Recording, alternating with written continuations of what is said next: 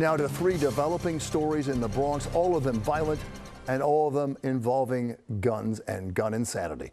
We learned tonight that a 28-year-old woman who was shot this afternoon about 4 o'clock was an innocent bystander. It happened at the Morrisania section. She was shot in the arm and is expected to be okay.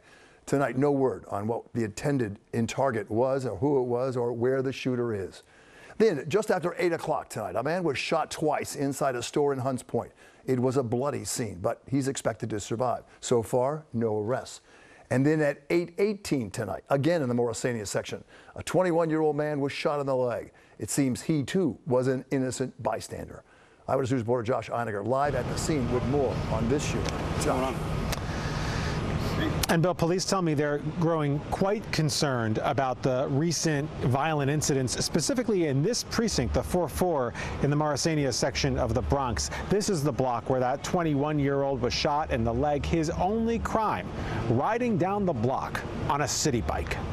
To the people who live on East 169th Street, gunfire, sadly, is a routine fact of life, part of their daily, depressing soundtrack. Usually, it seems like it's far away. Not tonight. All we heard was very, very loud shots. As detectives and evidence technicians cataloged the shell casings scattered on the pavement, Doris and Juan Martinez were recounting yet another meaningless shooting, steps from their stoop. To me, it sounds like it was different people shooting. Different people shooting at each Yeah, other. it sounded like that to me. It happened at dusk. They say the occupants of two different cars appeared to be fighting with each other and opened fire. At the very moment, three men rode down the block on these city bikes in the wrong place at the wrong time. There was three bikes.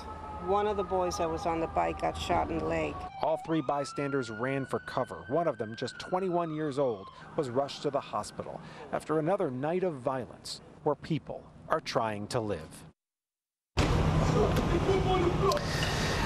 And two of the three incidents tonight happened here in the 4-4 precinct, and also on this very block just yesterday there was a homicide. So investigators here in the 4-4 don't know if these cases are related, but they are ramping up their resources here for the weekend because this recent spate of violence has them quite concerned as they investigate all three of these cases. They're asking anyone with any information to call police. The good news, the man on the city bike tonight was not seriously hurt.